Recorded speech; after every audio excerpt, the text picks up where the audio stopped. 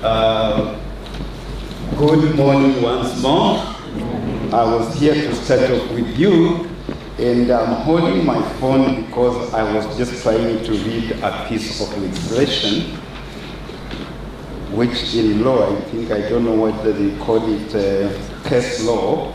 There is a matter that came up in court, and it was determined last year, and it was before the Employment and Labor Relations Court.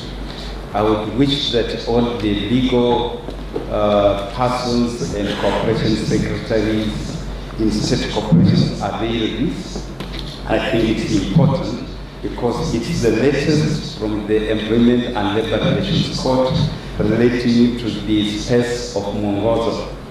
And so I read, it was a matter taken to court by the Okia Omtata industry. In as much as we don't like Okia Omtata, it is actually, okay, I don't read with my lenses, it's petition number E133 of 2021, that's when the matter was filed, but it was determined in June last year before Honorable James Rika, Judge of the Employment and Labor Relations Court. Now I read just paragraph 31 so that we know the place of Mwongozo, because there's a question that I was required to respond to. Now I read paragraph 31 and 32. And this is what it says under paragraph 31. This judgment was in favor of Okia Omtata, and the government lost. It was Okia Omtata had sued the Cabinet Secretary for Industrialization for using the EPZA Act, which mandates the Cabinet Secretary to appoint a CEO. So the CS used that law and appointed the CEO of EPZA. And Okia Omtata went to court to challenge, and the court found that Okia Omtata was right, and government lost.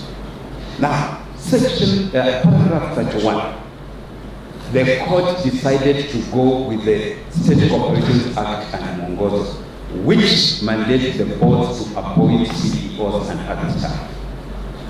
So, the finding under paragraph 1, the primary act on establishment and governance of state corporations is the State Corporations Act.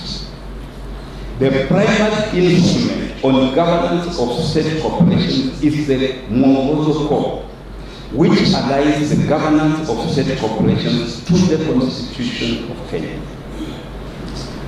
Paragraph 32. The code has been found to apply in state corporations governance and has gained the force of law.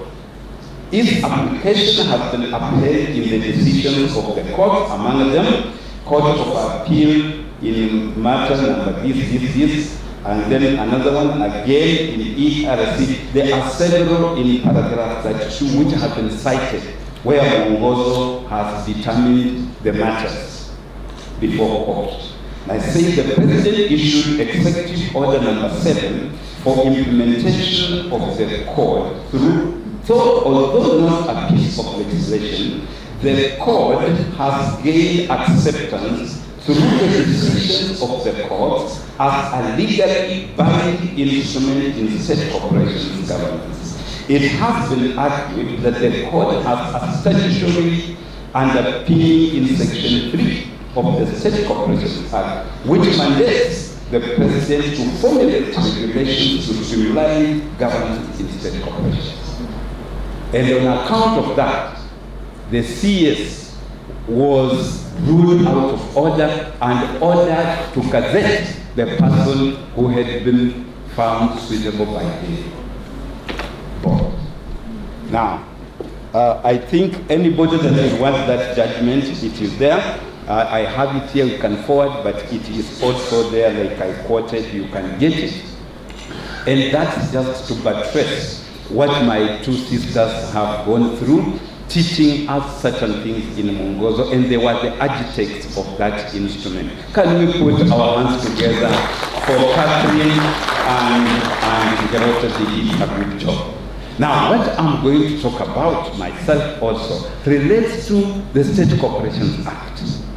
And you have heard the principal instrument for establishment and governance of state corporations is the State Corporations Act. So, as board members, as you go through the various instruments, the provisions in the instruments that have established you, your own acts, also make sure that you properly acquaint yourself with the provisions in the State Corporations Act and the Mwongozo, because you see it's very clear there. Mwongozo has become part of Kenya's jurisprudence. So it's not something you can say, I can read. If you are doing anything within the space of state corporations, you do yourself well to get to know what is contained in Mwongozo. Okay.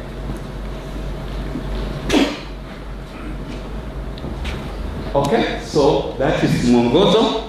And the State Corporations Act has defined what a state corporation is. I know there are two institutions I have seen here which are not state corporations, and we welcome them. This other time we had some constitutional commission, even central bank attending, and we accept to do capacity. But for you, if you are a state corporation, you just need to reassure yourself. Because one of the agencies that year, the first thing they asked me, why have you not categorized us? And I had to tell them, you are not a state corporation. So to be a state corporation, you just have to make sure, one, the instrument establishing you is very explicit in saying you are a state corporation and you are a body corporate. Even if you are not saying you are a state corporation, once the instrument establishing you says or explicitly states that you are a body corporate and you are established either by an act or under an act. By an act means like NHIF, there is hereby established the National Hospital Insurance Fund. Then you are established by that act. But you can be established under an act. For example, the president can, through a legal notice, establish you under the State Corporations Act. You are established through a legal notice as a state corporation. Now, you are not established by an act, but you are established under an act, the State Corporations Act. I have seen companies here, they are established under an act, the Companies Act.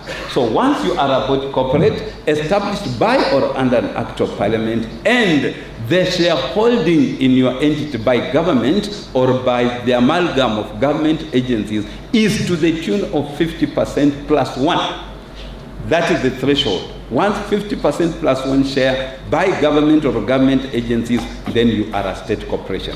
I'm saying this to bring you home that as well as you do good to make sure you understand the law establishing you, you are also regulated under the State Corporations Act, Cap 446. So it is the basis upon which I am going to be talking to you this morning, because that law gives powers to various entities to regulate state corporations. One of the entities is the president. And the president is given powers, like you saw what I read. The judgment was very clear that the president is given powers to regulate state corporations. If you read section 3 of Cap 446, you read section 7.1, they are very clear that the president can give orders to the boards of state corporations, either directly specific to your institution or generally to the entire sector. So that is a very good understanding, and given that, then we come to section 15.1 of that law. Section 15.1 of the State Corporations Act defines who is supposed to manage a state corporation. And it says the manager of a state corporation is the board. The manager of a state corporation is the board. So Engineer Kamau, as the chair of NHIF, the CEO is not the manager. The manager is yourself and your board. You are the ones who are there. Hey, I had not seen Professor Gishaga. Wow. Can we appreciate this gentleman? Oh, hey. These are the rules of governance. They can see this is not working. This guy is that harmonic dictionary of government. Having led a legacy for many years as the vice chancellor of the university, when we see a person like Professor Kachaka, I feel so humble to stand before you.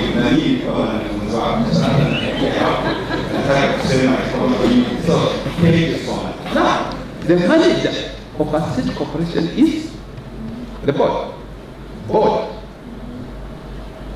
So what is the manager supposed to do? Because sometimes you are told to be you are oversight. And my chairman did a good job. If you listen to this, he said boards as the managers of the state corporations. So the board is the manager, not the CEO. CEO does not manage. We use the word managing in a subtle way when we refer to the CEO. CEOs don't manage. They execute what the manager has determined. That is very clear under section 15.1 of the State Corporations Act. That the board is responsible for the proper management of the affairs of the state corporation, and the act goes to say it is responsible for the financial business and for the performance of the state corporation. What that means is when it comes to this, these are the issues that relate to management. For example, strategy. Today, I think all of you, your strategic plans are wrong. All of you. Because a strategic plan, one thing a strategic plan does is to align the objectives of the institution to the national development goal. Now, which are the national development goals? For Kenya, we have Vision 2030, the anchor. But then every government that is elected comes with its own agenda, and that becomes part of the national development goals. So, if you are pursuing Vision 2030, and you have not attuned that strategy to the better agenda, that is bottom-up transformation agenda. It's called better, B-E-T-A. Bottom-up transformation agenda. Now, if you have not aligned to that, most of you, your budgets are having problems, because every government would want you now to speak to the agenda. So, you have to realign your strategic plan. Every time a new government comes in, the first strategy the board should adopt is to align its strategic plan. Don't say our plan is just in the second year, it has to run 5 years. A strategic plan is a dynamic document. You can change it 2 times in a year. So, you as a board, you have a duty then to realign. That is the role of a board as the manager. And once you have the strategy, you don't implement it. You have a person here, the CEO, the Chief Executing Officer. You know the meaning of CEO, when people say Chief Executive, we lose meaning. I am a CEO myself. And the faster I learn to say I'm a Chief Executing Officer, the better. Because I am there to execute what my chairman and the committee have come up with. I do not have within myself powers to determine issues. Most CEOs, that's where we get it wrong. So I'll be speaking to CEOs as, you know, I belong to that clique. We do not have powers to determine matters. Matters strategy is determined by the board. Then we execute as the CEOs and report to the board on how we are executing the plan. That's the manager's responsibility. Performance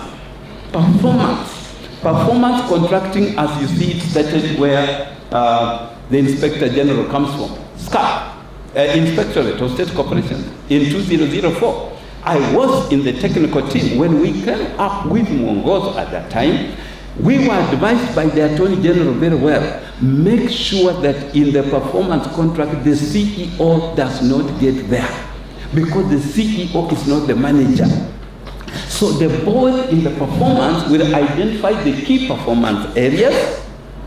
The board will come up with the performance targets and negotiate with the principal. The principal is the government. And the board is the agent of government to execute the strategy that government wants as the owner. So the board will identify the performance areas, pick targets, negotiate with government, and sign the contract with government. That should send you a message that the CEO is not the manager. So the board signs the performance contract, one board member and the chairman. Once you sign the performance contract, you leave it to the chief executing officer to execute. I was talking to the other team and I told them, tunaitwa kanda ya mkono. Ani CEO, when ni kanda ya mkono, ni mtu wa kutekeleza. You are there to execute that which the manager has determined. So the board is an executive. Once they say this is performance, they are not there. The CEO executes, performs, and on a quarterly basis comes to report. This is how I'm executing your performance contract as a board. Appointments. The board is the one which is responsible for all appointments. All, including the driver and the support staff. How does the board do it? The board does not do it like coming to recruit a support staff. The board is the one which determines the organizational structure. This is what we shall have. Who reports to the CEO and who reports to, and the board determines that. The staff establishment, the numbers, how many people do we need? It is determined by the board. How many drivers we shall have. And that driver, what qualifications will the driver have? It's the board to determine and say it should be KCSE or CPE or whatever in the career guidelines. That is an instrument of the board. And then in the HR policy, the board can say, we do not want to micromanage by appointing these people. As we shall appoint level 1, 2, 3 as a board, the rest we delegate to the CEO. But still, the CEO will appoint and come to tell the board, oh, you gave me authority to appoint 2 drivers. In fact, when SCAC gives the instrument, it's very clear that the establishment is not authority to recruit. Every time the board wants, the CEO feels there are staff required, the CEO will come and say, oh, in the establishment we have 4 drivers, now we need 2. Once the board says, go and appoint, then the CEO goes to, on delegated basis, to appoint and comes back to report that I have appointed within the career guidelines or specifications that you gave. So the board is the one responsible. Budget. The budget is a creature of the board and CEOs. And we see various queries come from the Auditor General that the CEO has wired money within, from this item or what to this. You can't do that. The budget, it is the board which gets all the money. If you get money from the treasury, all that money is given to the board. The board is the one to determine allocation. Yes, as CEO you can initiate and say, we propose to have this money here for salaries, this one to buy this, but the board has the ultimate responsibility. The board can say, hey, you want to put money on hospitality for Chai? No, that money take it to this project. So the board is the one which approves the budget, and then only seeks now the approval of the same from the ministry in consultation with the National Treasury. So the budget, anytime funds are exhausted from a board, the CEO cannot change even a penny unless you get the authority of the board to, shift money from one item to the other. The monies belong to the board. That is the manager's responsibility. Then once you approve the budget, the CEO, kanda ya mkono, anatekeleza, anakuja kusema, this is how I'm implementing the budget. The manager's responsibility on financial accountability. The board retains responsibility for monies, all the monies. And that's why at the end of a year, even in quarterly reports, the board will approve of how monies are being spent. And at the end of the year, the board has to meet, go through the financial statements, be assured that there is probity in the appropriation of the resources, and then approve of the same, watch for the financial statements and submit them to the Auditor General for auditing. That is the board saying, we are satisfied that we have spent this money in this manner. So you cannot just as a CEO prepare financial statements and take them to the Auditor General. They will not audit because the manager has not watched for the accountability. So that's the role of the manager. and then procurement. The board is the one responsible for procurement. And the law is very clear. It is not the CEO and team. You know, when people read the procedure, they assume there is the responsibility and there is the execution. Because the law says nothing can be procured outside the procurement plan. And what does the procurement plan do? I have given an example here of a board which decides to come here. We are in Hellsgate. And if you wanted to do some corporate social responsibility here in Hellsgate where we are, for example on COVID, and you determine that you want to come up with a plan of any kind of social responsibility, including sensitization of the people in the community, what would you do? You could say there are several things we need to do, but in the procurement plan we need to procure a van. So the board is the one to say, we are buying a van. How, which method are you using? We are going to use open tender. How much money are we setting aside for that? 8 million. Shh. Who has procured? The board has already done it. Then you leave Kanda ya Mkono, CEO, execute. And the CEO cannot do anything variant from what is in the plan. So the board has already determined what is to be procured in the plan, and then you don't go into execution, the tendering, what and what. Hiyo sasa ni kazi ya Kanda ya Mkono. CEO will execute what you approved in the plan and come back to report after, post facto. The board, yes, can get progress reports. We are now at this stage, but without the details. You don't come to tell the board, these are the firms that are bidding. These are the ones we have shortlisted. You are getting the manager into trouble. The manager is up. You execute. That's what is in the Public Procurement and Asset Disposal Act.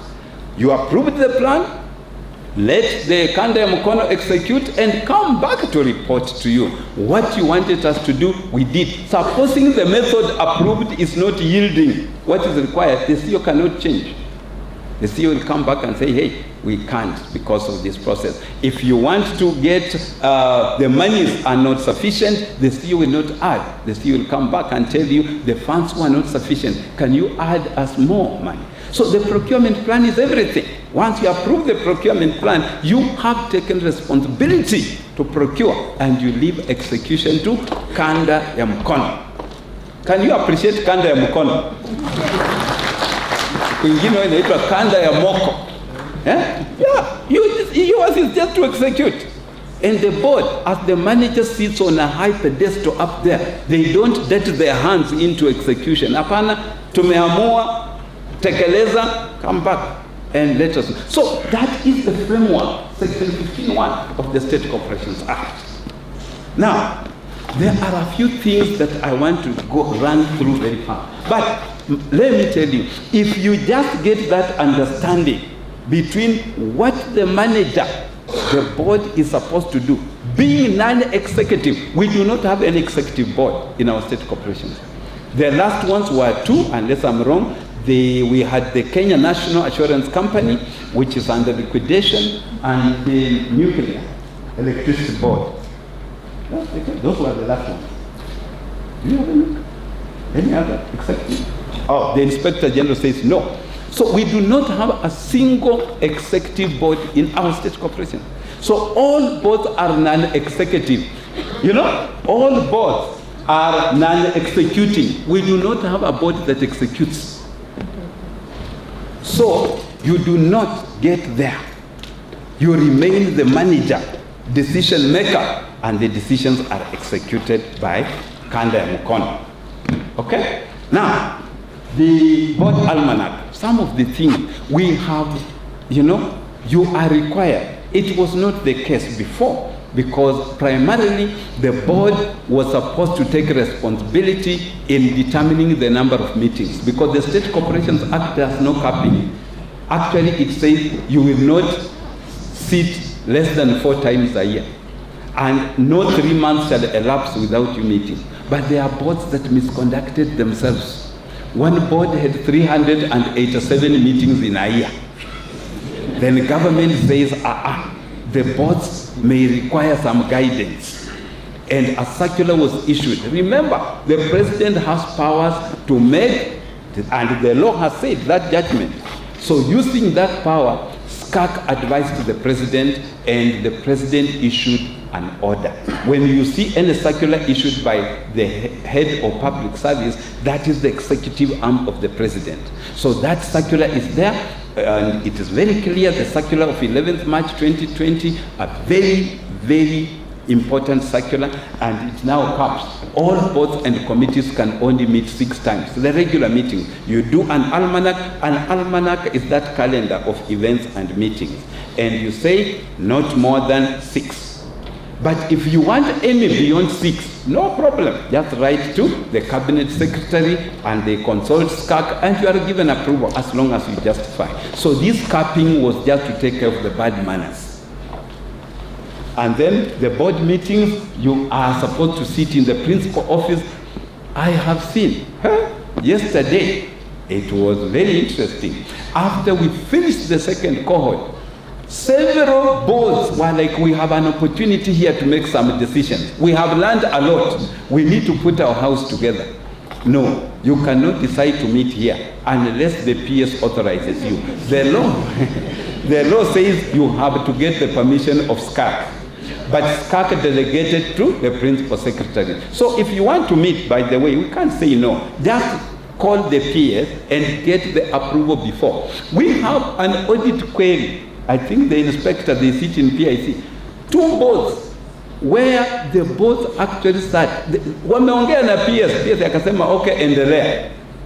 Then wache isikie kuandika. PS anasema I'm not writing.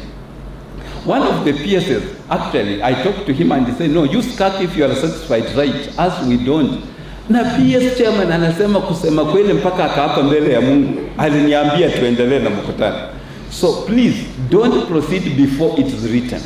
Just get the written approval of the PS and you can have the meeting anywhere, and board chairpersons are not supposed to be members of committees or even to attend. Because they are supposed to be objective umpires. You get issues at the end of the committees, they come to you, and as a chair, you are not a member of a committee, you are not biased by the proceedings at the committee. You are not therefore supposed to be a member or to attend as a board chair. And then when the chair is not in a meeting, we shall be talking about that when we handle effective management of meetings, the chair is, when it's not there, is not supposed to give direction on these other issues. The other regulation is about committees, how you are supposed to conduct yourselves in the committees, and the committees are capped at 4. There is a board here which was asking me in the morning, they have formed something called a board oversight committee from members. It's a professional association. I think the law says once you form committees, come to us in SCAC. That committee is completely illegal. That board will have just to remove it from the committees.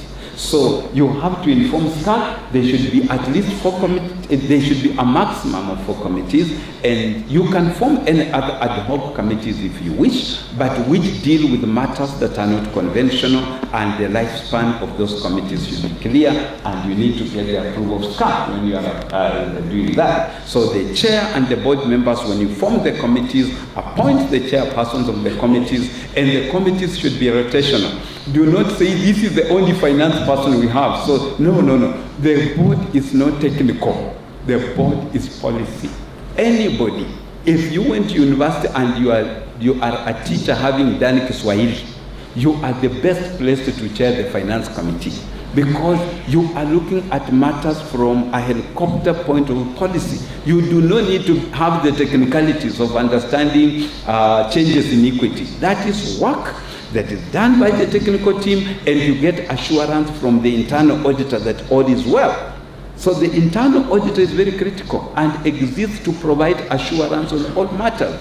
So as board members, what we need to be apprised of are the policy issues, that underpin the TORs and the jurisdiction you have for the committee.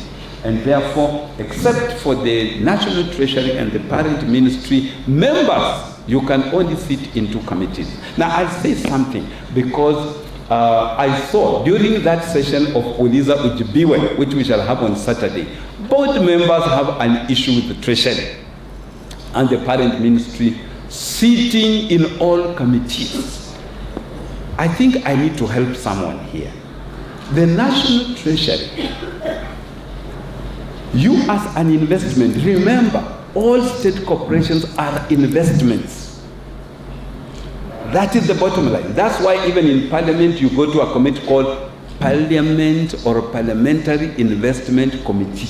You are an investment of government. Who is this investor? The investor is not government generally. Yes, it's government, but there is a person. The Cabinet Secretary to the National Treasury is the only legal person in Kenya, not even the president. The legal person, the person who can sue for property, the person who can invest, sell property is the National Treasury, CS. Therefore, there's a law called the Cabinet Secretary to the National Treasury Incorporation Act, which makes the CS Treasury to own all of you. You are owned. You are in the pocket of the CS Treasury. You are like a kiosk. Therefore, that person you see who comes from the National Treasury, even if the person looks very weak, that person is the shareholder. You are an investment in the pocket of that person. Now you can imagine you are seated as board member, unataka kwanza kugawia the investor, we utakaa hapa, utakaa. Hiyo ni tabia mbaya. So the treasury can sit in all committees. They represent the shareholder. You cannot determine. If mtu wa treasury anasema hako na nguvu na nafasi. In fact, some state corporations, the problem they have treasury is so busy because they have a lot of work. But kama Mungu amesaidia, huyu alternate ana nafasi anaweza kaa mikutano yote. That's why the circulars are very clear, except for the National Treasury and the parent ministry. That is the duality of those people creates the shareholder. So except for them, the other members sit in 3 committees. And we shall be talking about this so much in the presentation on effective management of meetings. And then both budgets have been capped again, and the capping is to make sure, again, there is a state corporation which is a small one. What they did, they had a small budget of about 103 million, and they gave almost 75% to board business. Board consume 75%. So again, because of that, the Treasury put pressure. You know, SCAC is comprised of the PS Treasury, the PS Ministry of State for Public Service, the Inspector General, the Attorney General. So SCAC is actually government. Then we have a chairman and other members, 5 of them appointed by the president and the secretary also. So these matters, when you see those circulars, there is wide thinking about them before the president is advised and the head of public service issues a circular. So this capping here, 30 million, is born from that. Your budget, 30 million, or 5% of your operations and maintenance budget, whichever is the less. Now that is again just to cap on bad manners, and that capping therefore helps for you to see how to prioritize your budgets. And one thing here, field visits, you can go to the field, no problem. But remember, as a board, you are an executive.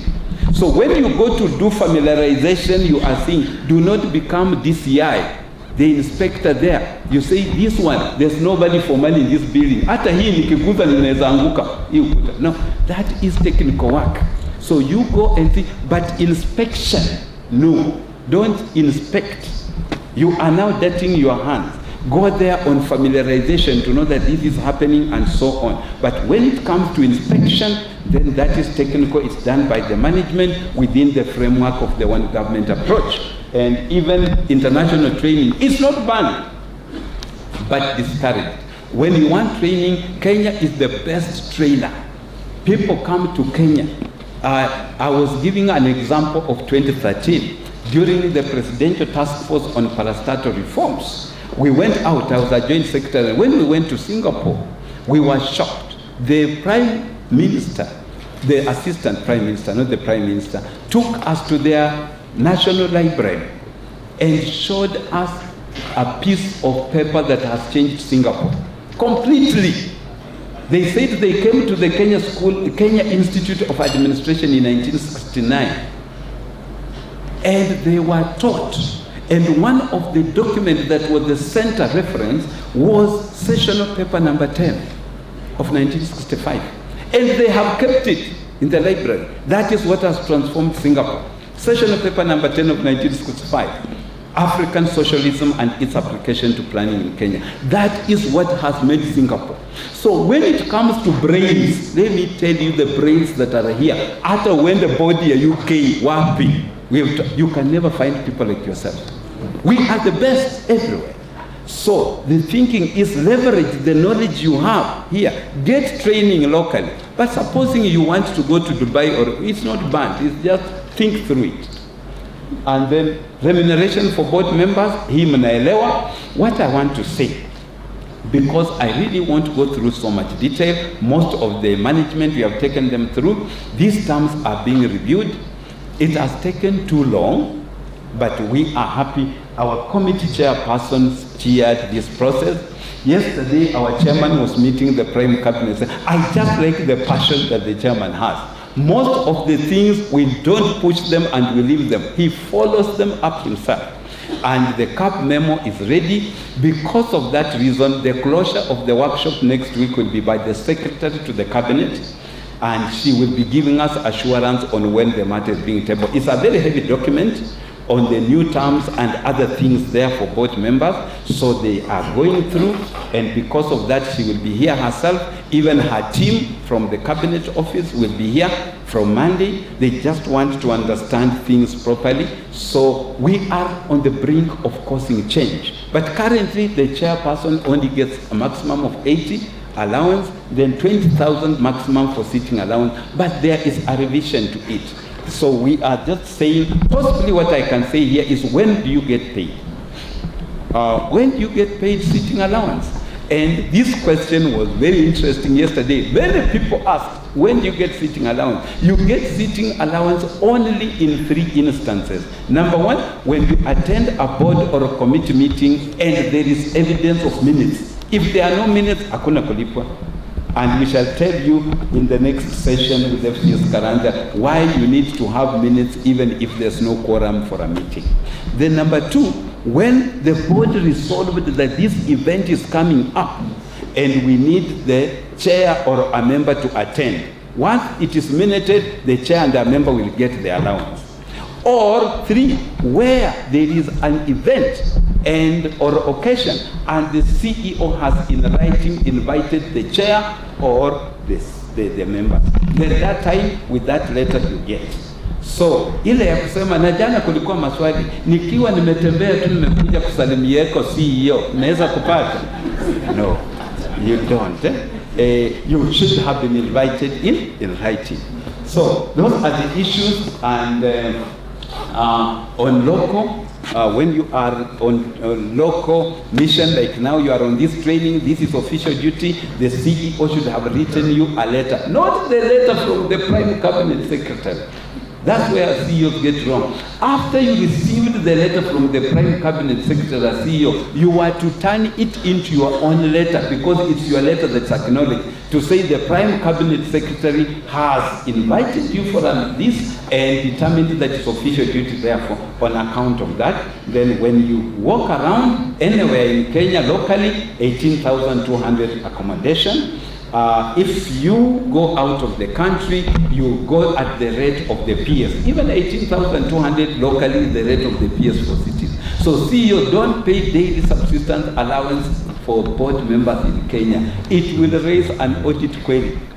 The audit query is because daily subsistence allowance changes from town to town. What you get in Nairobi and Naivasha are different.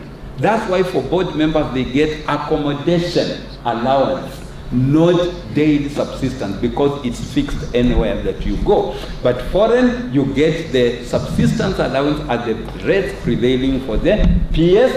And when you are traveling locally, you are supposed, when you are traveling locally, you're supposed to use the most economical means, which is the most economical means? From the board member who came from Mombasa to Nairobi, what is the most economical means? Air.